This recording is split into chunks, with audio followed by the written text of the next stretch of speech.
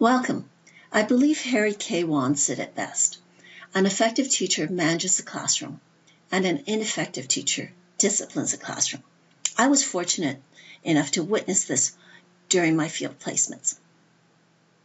In my first field placement, my associate teacher was constantly having entire class discussions about the students being off task, disrespectful behavior, and coming to class unprepared. I would have approached this differently, taking the time to connect with the students and build rapport. Constantly telling them that they are wrong or bad is not going to create a successful environment. As a student, after you hear the spiel enough times, you'll tune it out. However, in my second placement, my associate teacher's class had great respect for the teacher and for each other.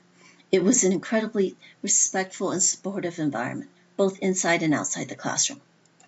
Certainly, the school climate contributed to this. The difference was night and day. What will I do in my classroom? I will create a safe, respectful, and challenging environment for my students. Yes, you need to earn respect. I will do this by treating all students with respect. Humor, if used correctly, can be very successful, but it will be necessary to ensure that there is no sarcasm or even hints of sarcasm. I will treat students as adults. After all, they are young adults. I am preparing them for the real world.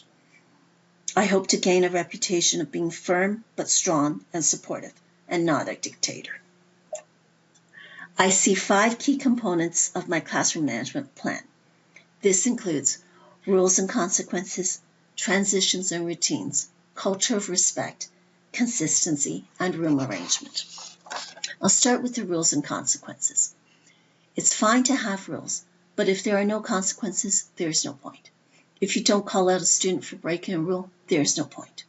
Therefore, I will say what I mean what I say, and do what I said I was going to do.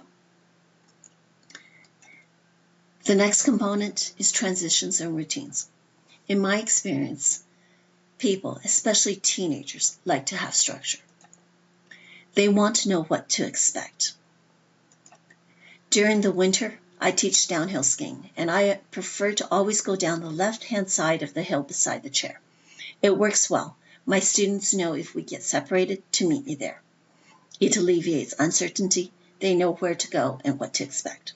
A culture of respect is the next key component. Of course, respect needs to be earned. As a teacher, I can do this by encouragement and praise when my students have done something well. The opposite applies as well. Correction and discipline when needed. If you are always positive and never correct the students, you will not earn the students' respect. Back to my ski teaching example. I have a colleague who is always positive and will never correct a student. His reputation is that he is not genuine and not caring. If he truly cared, he would try to help the students when they did something wrong. The student is taking a lesson. Therefore, they cannot be perfect. There is always room for improvement. Next up, we have consistency. This is about the need to treat everyone fairly. It does not matter what gender, race, age, sexual orientation, or religion the student is. Involve the parents for both good and bad news.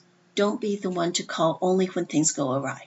Celebrate the successes, even the small ones, showing up on time, handing in the assignment, or getting a level 4.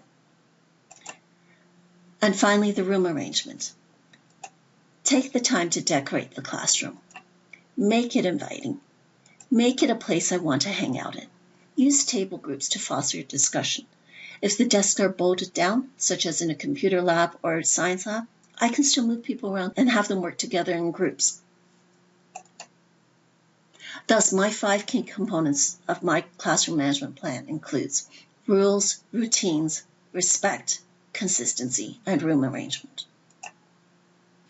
Of course, this plan is going to grow and evolve over time. I expect students will want to challenge and test me that I really do mean business. I will call them out at the first signs of troubles and not let it slide. I can't bring them back if I've lost control. It's much easier to nip it in the bud than to try to recover later. So there you have it, my classroom management plan as a new teacher. Thank you for listening.